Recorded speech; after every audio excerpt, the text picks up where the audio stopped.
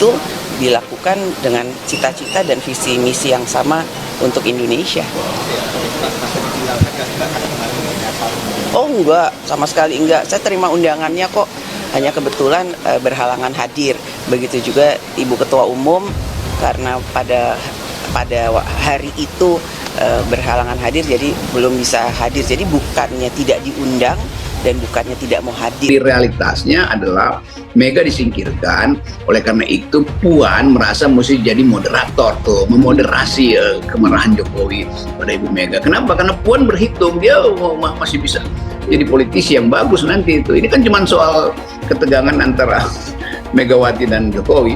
Kalau kita baca misalnya, oh ya Megawati mau habis-habisan Jokowi karena dia menjadi presiden, itu artinya dia mau menyingkirkan Prabowo kan juga orang akan ingat loh kan, Pak Prabowo menganggap bahwa koalisi dengan, kalaupun nggak ada koalisi besar, Prabowo bisa dengan Gerindra, tetapi udah jadi semacam pengetahuan umum pasti Prabowo dan Puan, bukan Puan dan Prabowo dari segi elektabilitas, dari segi pengalaman segala macam. Jadi begitu kira-kira. Jadi ada aja tulang-tulang yang nggak pas di persendiannya, sehingga membuat kaki nggak bisa bergerak. Cenderungan untuk mengeroyok atau mengkroyok Anies Baswedan sebagai calon dari koalisi perubahan. Kemarin sudah ada pertemuan 5 partai yang katanya membentuk koalisi besar, Grand Coalition.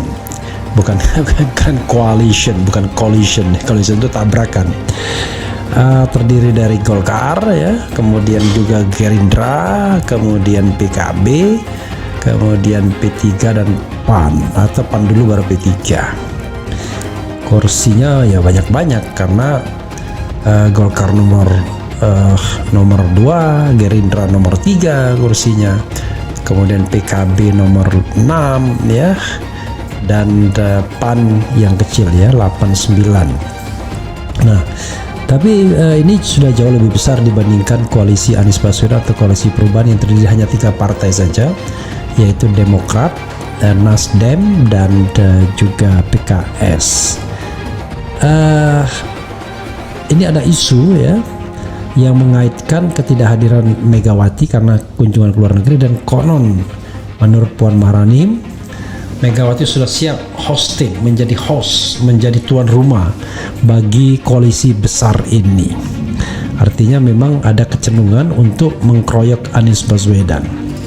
Tapi itu baru satu sisi ya, tujuan dari a grand coalition tersebut. Tetapi soalnya adalah apakah sudah disepakati siapa yang bakal dimajukan atau dijagokan kalau seandainya memang untuk dihadapkan atau berhadapan dengan Anies Baswedan. Ini menarik ya, apakah kemudian pasangan Prabowo Ganjar, artinya Prabowo yang menjadi calon presidennya, ataukah dibalik? Kalau dibalik rasanya nggak mungkin, apalagi reputasi Ganjar justru sekarang ini sedang surut, sepertinya sengaja disurutkan, ditenggelamkan, dan lebih setia kepada PDIP agar kemudian bisa dijadikan bidak-bidak catur. Artinya tetap loyal kepada PDIP ketimbang loyal kepada istana. Nasdem tak gentar lawan koalisi besar. Insya Allah Anies menang meskipun hanya 3 partai. Dikutip dari tribunnews.com Jakarta, Partai Nasdem mengaku tidak gentar melawan koalisi besar yang kini tengah digagas sejumlah parpol. Partai besutan Surya Paloh itu meyakini Anies Baswedan bisa memenangkan Pilpres 2024. Hal tersebut sekaligus menanggapi Partai Perindo yang kini bakal merapat ke dalam koalisi besar. Hal itu seusai Ketua Umum Perindo Haritano Sudibyo menemui Ketua Umum Partai Gerindra Prabowo Subianto. Ketua DPP Partai Nasdem Effendi Choiri alias Gus Coy menyampaikan pihaknya tidak masalah dengan adanya koalisi besar yang tengah akan dibentuk oleh sejumlah partai politik. Itu hak mereka bikin koalisi kecil atau besar. Bagi Nasdem gak ada masalah. Nasdem tidak gentar. Nasdem yakin dengan pilihannya, ujar Gus Coy saat dikonfirmasi Kamis 6 April.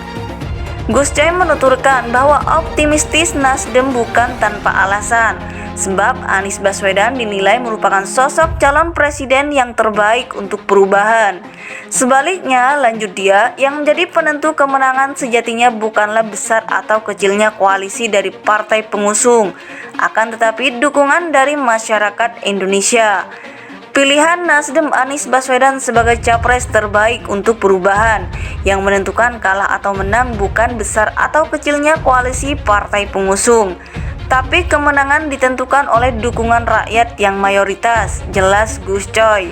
Karena itu, Gus Coy menambahkan pihaknya pun meyakini nantinya Anies Baswedan bakal menang, meskipun hanya didukung oleh 3 parpol koalisi. Insya Allah Anies menang karena didukung mayoritas rakyat, meskipun pengusungnya hanya 3 partai Nasdem, Partai Demokrat, dan PKS, tukasnya. Diberitahukan sebelumnya, Ketua Umum Partai Gerindra Prabowo Subianto mulai bergerilya untuk menggagas koalisi besar dari Koalisi Indonesia Bersatu dan Koalisi Kebangkitan Indonesia Raya. Bahkan dia mengajak Partai Perindo bergabung bersama koalisi. Ajakan itu disampaikan langsung saat Prabowo menerima kunjungan Ketua Umum Partai Perindo Haritano Soedidjo di kediamannya di Kartanegara 4 Jakarta Selatan pada Rabu 5 April. Dalam pertemuan itu, Prabowo tak menampik ada pembicaraan mengenai kerjasama antara kedua partai politik. Adapun keduanya bersepakat untuk penyamaan visi untuk berkoalisi. Jadi kita sepakat, kita banyak visi yang sama, kita banyak nilai-nilai sama. Jadi kita akan bertemu lagi dan kita sepakat bahwa kita ingin lebih dalam lagi pembicaraan supaya kita bisa ada kerjasama politik ke depan untuk kepentingan bangsa dan rakyat, ujar Prabowo usai melakukan pertemuan dengan Haritano di Kartanegara, Jakarta Selatan pada Rabu 5 April. Prabowo menuturkan pihaknya pun terbuka jika nantinya Perindo mau bergabung dengan koalisi besar KIB dan KKIR. Nantinya ex-danjen Kopassus itu yang akan meyakinkan rekan koalisi lainnya. Kami terbuka untuk Perindo, kalau mau dukung atau mau gabung dalam koalisi yang besar kami akan bicarakan. Kami akan yakinkan kawan-kawan yang sudah dalam koalisi kami, jelasnya. Sementara itu, Ketua Umum Partai Perindo Haritano Soedidjo menyambut ajakan partainya untuk bergabung dalam koalisi besar. Dia pun nantinya akan membicarakan lebih lanjut terkait rencana berkoalisi. Bagus tentunya, memang itu substansinya yang penting dibicarakan. Jadi ke depan tentunya nanti dari Partai Gerindra dan dari kami Partai Perindo akan melanjutkan diskusi-diskusi ini, jelasnya. Mudah-mudahan ke depan kerjasama politik ini bisa berjalan baik untuk kepentingan NKRI, pungkasnya.